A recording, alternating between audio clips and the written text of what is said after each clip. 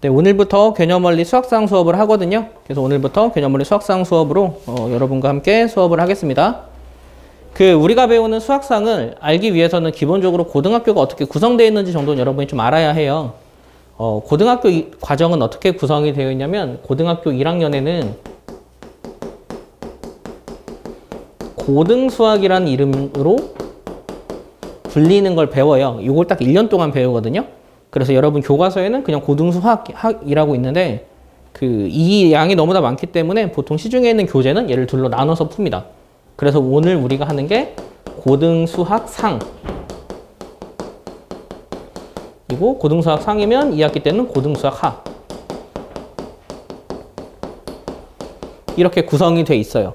여기서 고등수학상에서 배우는 내용을 간략하게 정리를 좀 하자면, 여기는 중학교 1학년 1학기, 2학년 1학기, 3학년 1학기 때 배운 내용을 총망라해서 배우는 과정이라고 여러분이 보면 될 것 같고요. 여기서 나오는 내용에서 내용 자체는 크게 어렵진 않은데 문제가 여기는 좀 어려운 문제들이 굉장히 많이 들어있어요. 그래서 제가 생각하기에는 고등학교 1학년 과정은 그냥 중학교 때 배웠던 거를 다시 한번 점검하고 어려운 문제를 풀기 위해서 수학적인 사고력을 기르는 과정이라고 여러분이 여기는 게 차라리 나아요. 여기에서는 여러분이 다채로운 유형과 다채로운 문제를 풀기보다 여러분이 알고 있는 개념을 어떻게 사용하고 활용할지에 대해서 생각하는 게 일단 이 고등학교 1학년 수학에 들어있고요. 수학 하에서 나오는 내용은 되게 신기하게도 수학상이 만약에 100쪽이다 라고 하면 수학하는 한 70쪽 정도로 양이 굉장히 작아요. 그리고 내용 자체도 되게 중구난방으로 구성이 되어 있기 때문에 여기에서는 여러분이 약간 책으로 따지면 영화 같은 걸로 따지면 옴니버스식? 여기에 따로 또 따로 또 따로 이런 식으로 여러 가지가 이어지는 형태로 구성이 되는 게 수학 하입니다.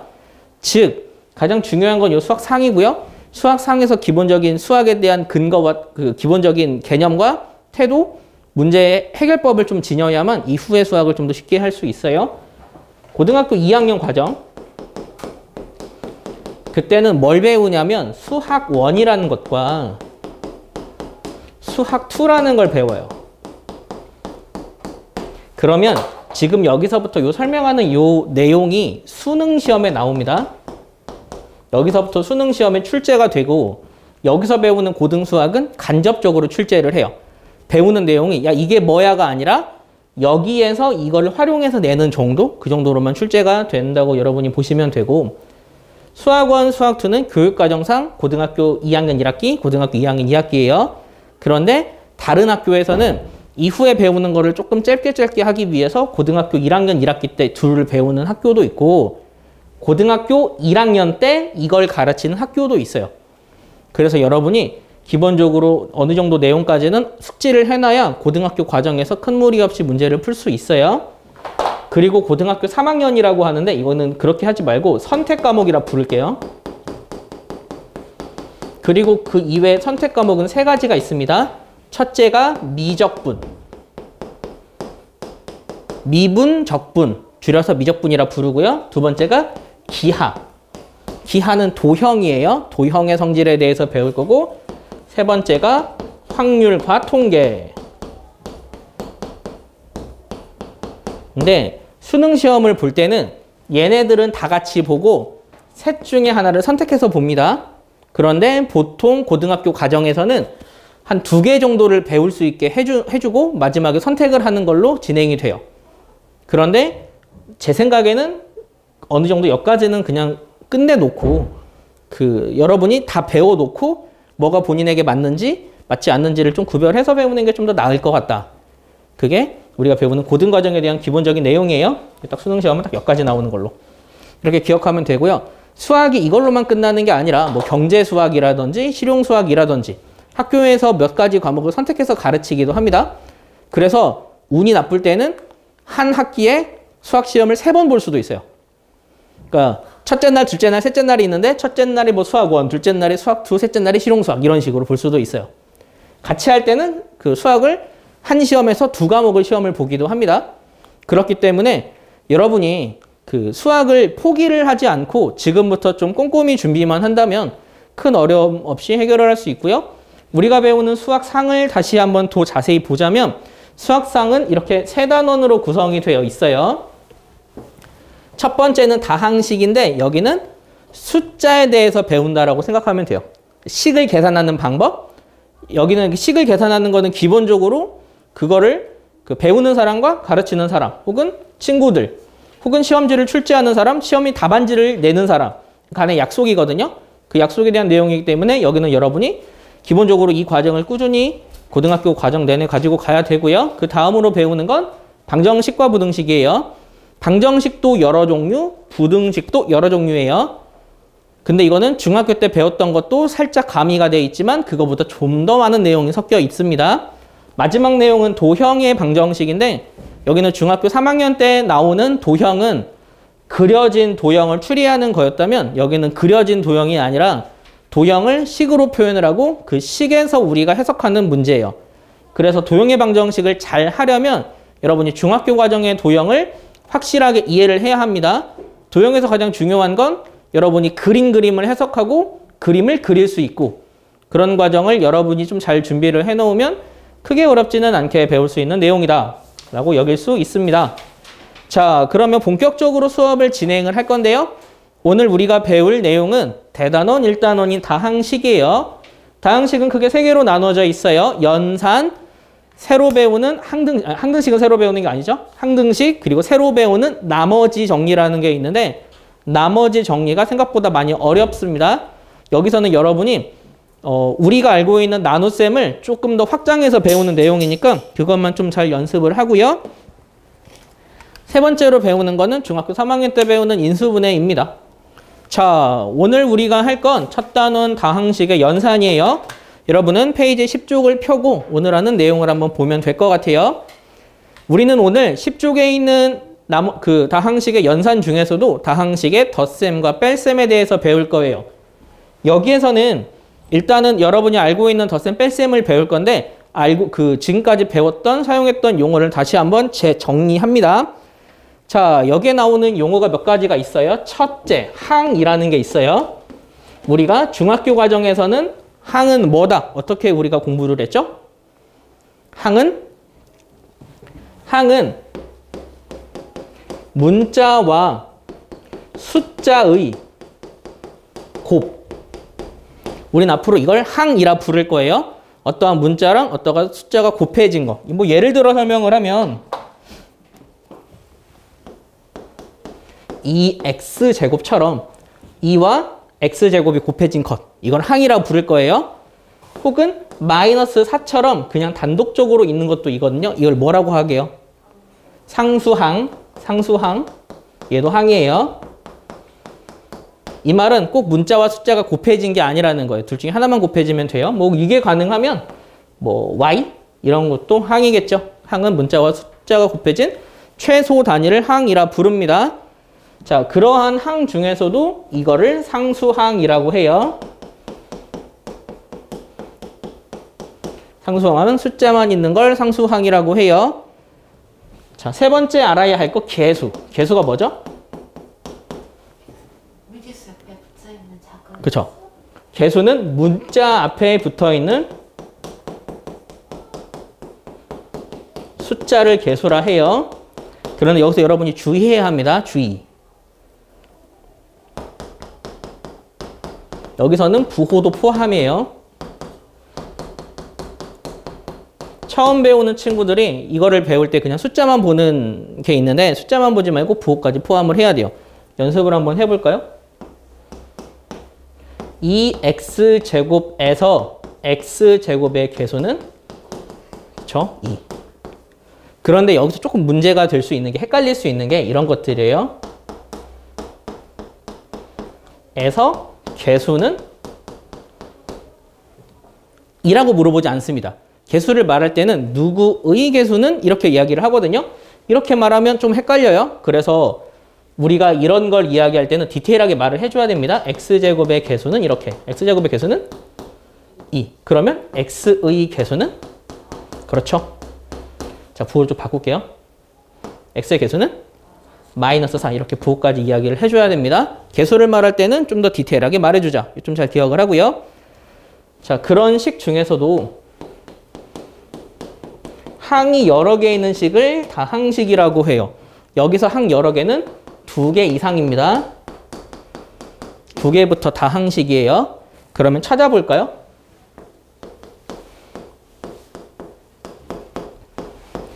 얘는 다항식일까요? 항이 몇 개죠? 2개예요, 2개. 항을 구별하는 기준은 이렇게 생각을 하세요.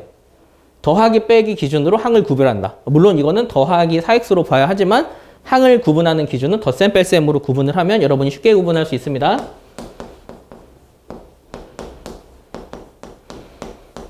자, 얘는 항이 여러 개인 다항식인가요? 항은 몇 개예요? 3개입니다. 이거 확실하게 구분할 수 있어야 돼요. 다항식이랑 구별되는 게 단항식이에요. 단항식은 항이 한 개인 것을 단항식이라고 합니다. 그런데 조금 애매할 수는 있어요. 이게 다항식이야 단항식이야 라고 할 때 조금 애매할 수 있는 애들이 좀 있는데 그게 예를 들면 이런 것들이에요. 얘는 단항식이에요 다항식이에요 라고 물어보면 조금 애매할 수 있거든요. 왜 애매하다고 이야기를 하냐면 아까 이야기할 때 항은 문자와 숫자의 곱이라고 했잖아요. 이거를 그냥 곱으로 표현했기 때문에 이게 하나의 항이 아니냐라고 이야기를 할 수 있거든요. 이럴 때는 조금 애매합니다. 이럴 땐 전개해서 구별하세요. 그래서 전개된 식을 봅시다. 애매하기 때문에 이건 단항식이야 다항식이야 물어보지 않을 거예요. 그래서 혹시나 애매한 건 전개를 하고 항이 몇 개인지 보세요. 그래서 여기는 전개를 하면은 어떻게 되는지 알죠? 6x 제곱 더하기 8x니까 항이 몇 개죠? 2개예요. 그렇게 구별하면 됩니다. 자, 그 다음에 배울 게 5가 없구나. 그 다음에 배울 게 차수를 할 거거든요. 차수가 뭐냐면 문자가 곱해진 정도.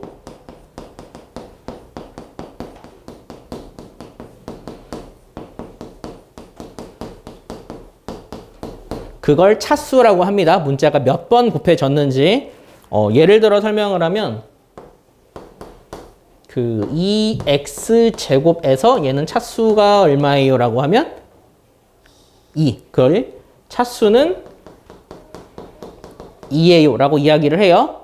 혹은 이 식을 말할 때는 2차식이에요. 라고 이야기를 합니다. 자, 그러면 x, y는 차수가 얼마일까요? 차수가? 얘도 차수가 2입니다. x랑 y 문자가 2번 곱해졌잖아요. 2개 곱해졌기 때문에 이거 차수를 2라고 해요. 자, 그러면 여러분이 여기서 헷갈릴 만한 내용이 조금 있을 수 있어요.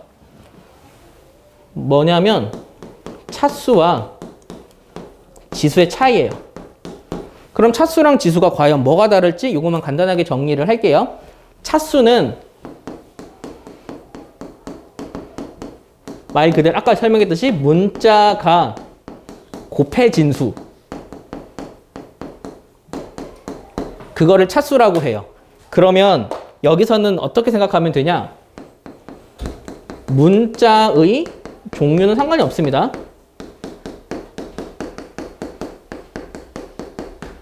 여기서는 문자의 종류는 따로 얘기를 하지 않아요.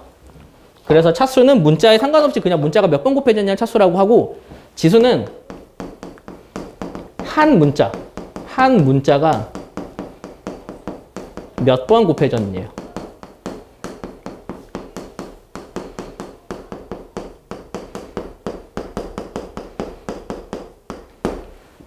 이게 지수예요. 그럼 뭐 예를 들어 설명을 하면 만약 x제곱 y라는 i가 있어요. 이거의 차수는 3이라고 이야기를 하는 거예요. 문자가 3번 곱해졌으니까. 왜냐면 얘는 x 곱하기 y니까요.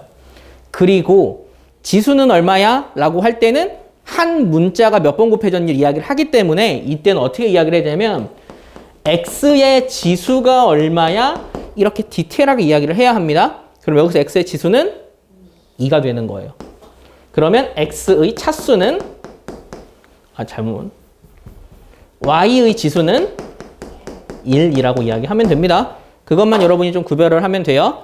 우리가 배우는 과정에 이거에 대해서 자세히 설명하는 건 없지만 여기는 우리가 무언가를 설명하는 약속이기 때문에 이 과정을 여러분이 좀 깔끔하게 정리를 해 놓고요.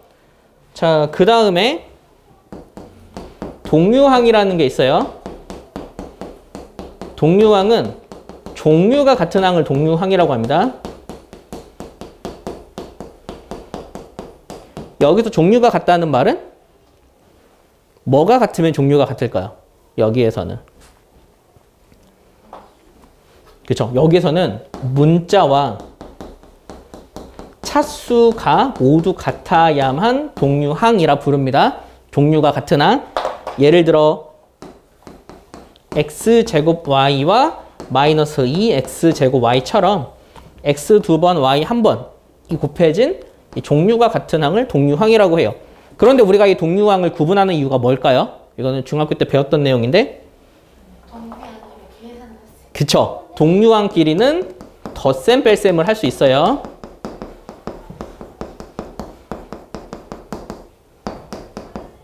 그래서 우리는 이 과정을 조금 자세히 배우는 거예요.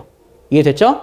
자, 여기 있는 내용들은 여러분이 분명하게 암기를 해놔야 합니다. 이거는 아까도 잠깐 수업하기 전에 말했지만 수학에서 말하는 약속이에요. 그래서 다른 사람들과 어느 정도 약속이 맞아야 되기 때문에 이 부분은 여러분이 확실하게 암기를 하고 있어야만 합니다. 알겠죠? 자, 그러면 우리는 이러한 상황을 이용해서 식을 정리하는 방법을 배울 거예요. 그게 10쪽 아래쪽에 있는 다항식을 정리하는 법. 다항식의 정리예요. 다항식을 정리하는 건 기본적인 기준을 가지고 정리를 하거든요. 여기서의 기준은 하나의 문자를 기준으로 이야기를 합니다. 그래서 배우는 내용 첫째, 내림차순 정리. 두 번째, 오름차순 정리가 있어요.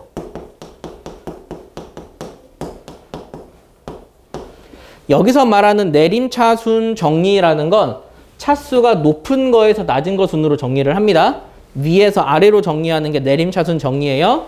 오름차순 정리는 아래에서 위로 정리하는 게 차수가 낮은 것부터 정리하는 게 내림차순 정리고 오름차순 정리고 우리는 보통 식을 정리할 때는 내림차순 정리를 할 거예요. 그럴 때 여기서는 디테일하게 하나의 문자를 기준으로 정리를 할 수 있어야 되거든요. 그 아래에 있는 예제 문제를 이용해서 설명을 할게요. 3x의 제곱 마이너스 xy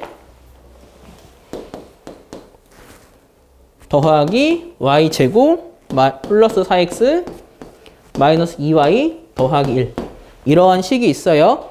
얘를 내가 내림차순 정리를 할 거예요. 그런데 누구를 기준으로? x를 기준으로. 내림차순 정리 한번 해볼게요. 하는 방법은 자 x의 차수가 그러니까 x의 지수가 가장 큰 게 뭐죠? 이죠. 이거부터 정리를 하는 거예요. 그러면 3x제곱. 그 다음은 x 있는 것. 그치. 근데 얘를 정리할 때는 앞으로 우린 이렇게 정리할 거예요. 여기서는 우리는 그러니까 일단 적을게요. x만 문자로 보고 정리를 하는 게 이 내림차순 정리의 기본적인 룰이에요. 그러면 얘를 어떻게 정리를 할 거냐면 x는 그냥 우리가 여기 기준이 되는 문자니까 x가 아닌 모든 수를 숫자 취급합니다. 그래서 괄호를 이용해서 정리를 할 거예요. 근데 앞에 마이너스니까 마이너스로 묶을게요.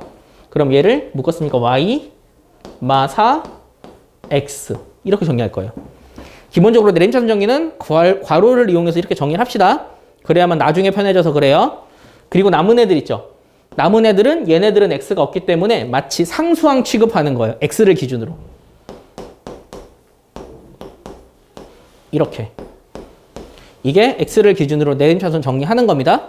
그러면 여기서 이 상황에서 이렇게 물어볼 수 있어요. x의 개수는?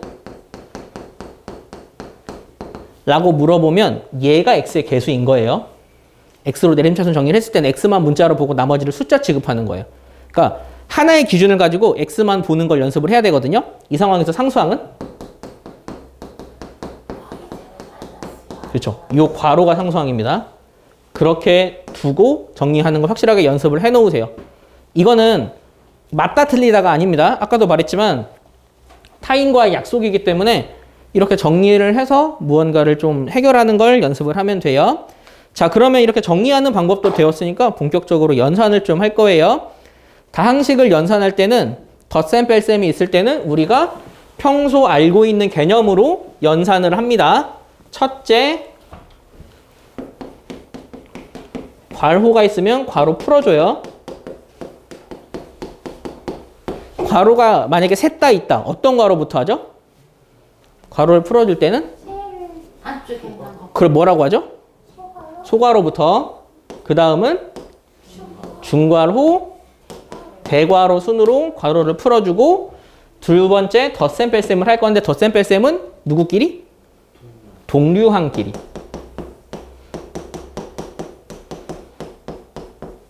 연산을 하는 걸 여러분이 좀 연습을 하면 되는데 여기서 여러분 실수를 많이 하거든요. 실수하지 않도록 주의하세요. 자, 우리가 배우는 덧셈과 뺄셈은 어떠한 성질이 있냐면 두 가지 성질이 존재합니다. 첫째, 교환 법칙. 여기서 말하는 교환 법칙은 만약에 내가 A 더하기 B를 해요.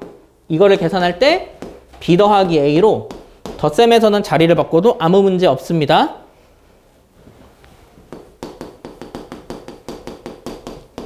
뺄셈은 교환 법칙이 성립할까요? 성립하지 않아요. A 빼기 B랑 B 빼기 A는 다르기 때문에. 그래서 교환 법칙이 성립하는 건 덧셈만 성립해요. 두 번째, 결합 법칙도 성립합니다. 결합 법칙이 뭐게요? 결합 법칙. 결합 법칙은 A랑 B랑 C를 더해요. 그런데 내가 얘를 계산할 때 나 얘 먼저 계산할래? 이렇게 괄호 쳐주는 게 결합 법칙입니다. 알겠죠? 근데 이거를 나 그냥 얘 먼저 계산할래? 라고 괄호를 바꿔주는 것도 결합 법칙이에요. 우리가 덧셈 계산을 할 때는 이 교환 법칙과 결합 법칙에 의해서 계산을 할 거니까 여러분이 그 내용을 좀 주의를 해놓고요. 자, 연산을 직접 해야 되거든요. 그 11쪽 중간에 예제 문제 잠깐 봅시다. 만약 우리가 이런 걸 연산을 해야 해요. 여러분이 할 수 있는데 그 학교 시험을 보면은 1번 문제로 나오는 게 이거 연산하는 거거든요. 이게 정답률 생각보다 높지 않아요. 학생들이 엄청 많이 틀려요. 그거는 처음 잘못해서 그래요. 우리가 만약에 이거 A 더하기 B를 해야 돼요. 그러면 나 좀 수학할 수 있는데 라는 친구들은 그냥 말 그대로 쭉 나열해서 쓰거든요. 그렇게 쓸 수 있어도 실수를 안 하려면 꼭 괄호를 이용해서 표현을 하세요. 그러면 얘를 먼저 연산을 해야 된다 라고 하면 A 더하기 B 순으로 적어서 계산을 하세요. 그런데 이게 만약에 괄호를 안 쓰고 계산해도 본인이 틀리지 않는다라고 하면 그거를 강요하진 않을 거예요. 자, 그걸 연산을 하면 책에다 푸지 마세요. 책은 어차피 오랫동안 쓸 거니까. 4x제곱 마이너스 1 이렇게 계산을 하면 돼요. 두 번째, A 빼기 B를 해야 돼요.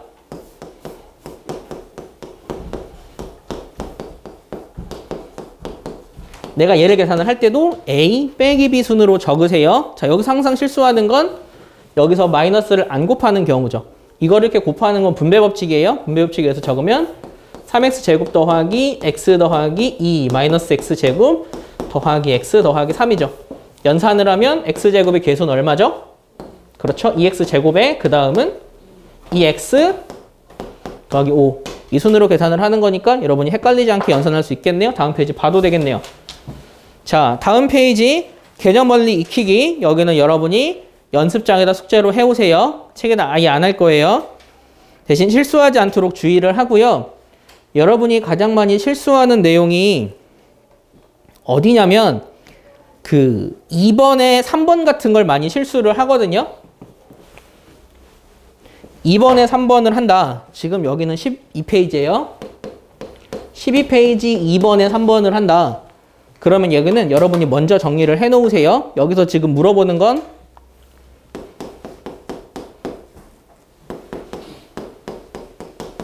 이거예요. 이거를 연산할 때는 일단 이걸 먼저 간단히 해놓고 아까처럼 연산을 해야 합니다. 간단히 한번 해볼까요? 암산 되나요? 몇 A죠? 3A. 그 다음은? 그렇죠. 이렇게 해놓고 A, B를 대입하세요. 쉬울 것 같은데 되게 복잡해요. 자, 그럼 이게 제대로 되는지 연산을 한번 해봅시다. 13쪽 한번 봐요. 자, 13쪽 첫 번째 필수예제 1번 문제가 나왔거든요. 필수예제 1번 문제도 방금 설명했듯이 여러분이 일단 이걸 먼저 간단히 하는 게 중요해요. 얘는 A마 2B 더하기 C예요. 이렇게 적어두고 다 적어야 해요. 하고 마이너스 2에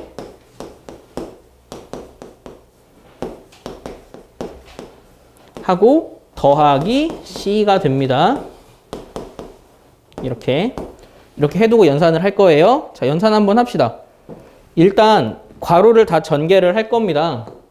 x세제곱 마이너스 2y 세제곱 더하기 x제곱 y. 그 다음은 어떻게 될까요? 4x 세제곱 2xy의 제곱 2x제곱 y 더하기 2x 세제곱 더하기 y 세제곱이에요.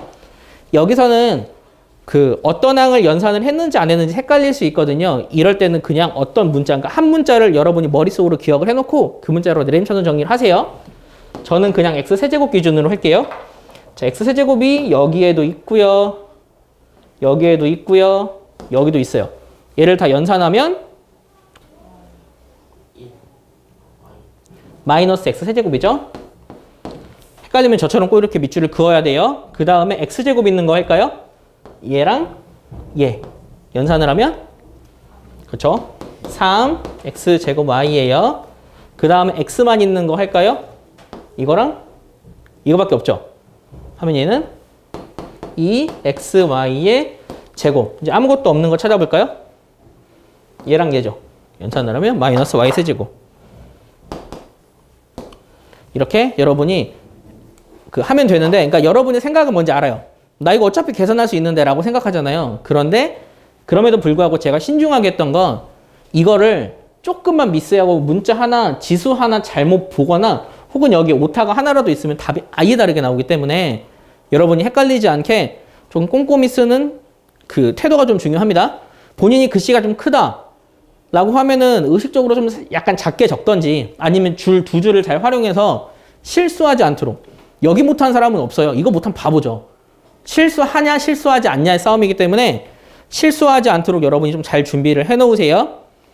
자, 두 번째, 얘는 제일 먼저 어떻게 한다고요? 그쵸? 전개해서 간단히 해놓고 대입하면 됩니다. 하나 하는 거 보여줬으니까 다른 문제는 여러분이 할 수 있을 것 같아서 필수예제 2번 문제로 넘어가겠습니다. 자, 필수예제 2번 문제. 이게 오늘 하는 챕터에서는 마지막 문제예요. 자, 이 문제는 a 더하기 b를 알고 a 빼기 b를 알고 있을 때 a 빼기 2b를 구해야 돼요. 그러면 여러분이 이런 문제를 풀게 된다. 여러분 어떻게 계산할래요? 여러분 이걸 계산을 해야 된다. 여러분 같으면 어떻게 할래요? a를 먼저 구하고 b를 구하고. 그렇죠. 그렇게 하면 되죠. 그런데 그거 하려면 연산을 3번 해야 되거든요. 연산을 2번 해서 끝낼 수 있는 방법 없을까? 그렇게 하면 보세요. a를 구하기 위해서 더하잖아요. 2로 나눠서 a 구했어. a를 여기다 대입해. b를 구했어. 또 집어넣는다고. 3번 연산해야 돼. 3번 연산하면 무조건 실수하지. 실수 안 하려면 연산의 횟수를 줄여야 돼. 2번만 연산해서 끝낼 수 없을까? 이 식을 만들어버리면 돼. 어떻게 만들래?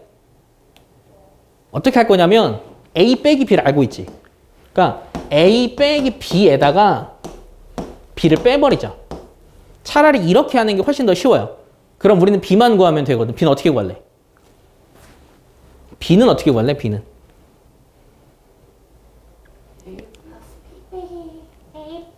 그쵸. 여기서 이렇게 빼버리면 됩니다. 이렇게. 자, 빼버린 결과는 좀 좁지만 아래다 적을게요. 그럼 여기는 2b가 되죠.